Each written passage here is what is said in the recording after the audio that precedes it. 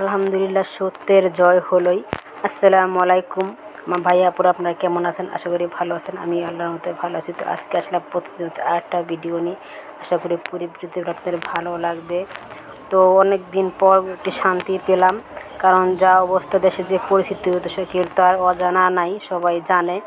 তো অবশেষে সব কিছুর সমাধান হলো। বলে সত্যের জয় হলো, মিথ্যের অবশ্যই পরাজয় হলো।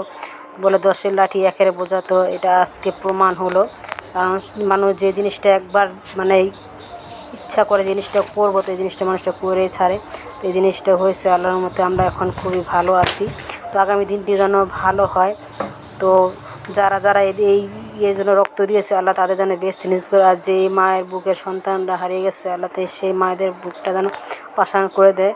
কারণ তারা পাষাণ করা ছাড়া কিছুই নাই, কারণ যা চলেছে তা তো আসবে না। তারপরও তারা বলতে পারবে না আমাদের সন্তানদের কারণেই আজকে অন্য বাচ্চারা স্বাধীনতা পেয়েছে। তো সেই মা বাবার জন্য দোয়া করবেন, তারা যেন তাদের সন্তানদের ভুলে থাকতে পারে। তো আশা করি কালকের দিন সকালটা আর কি সবার জন্য একটা সুন্দর একটা সকাল নিয়ে আসবে। সবার মনের আশায় পূরণ হয়েছে। এখন আল্লাহর রহমতে সব কিছু যেন ঠিক হয়ে যায়, আর দেশটা যেন খুব সুন্দরভাবে চলে। আর কোনো মায়ের বুকের সন্তান যেন এইভাবে যেন রাস্তাঘাটে না মারা যায়। তাদের সন্তানদের আল্লাহ হেফাজত মতন রেখো। কারণ অনেক অনেক রক্ত ঝরছে, অনেক কী করছে যা বলার বাইরে।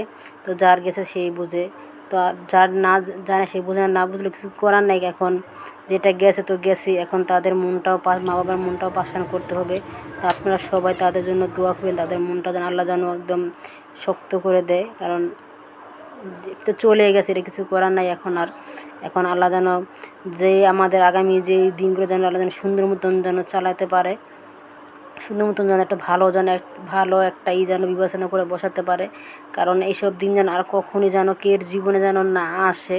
এরকম ভয়ঙ্কর দিন আমরা কখনো ওইরকম সময় যুদ্ধ দেখিনি, তো এবার দেখলাম যুদ্ধ।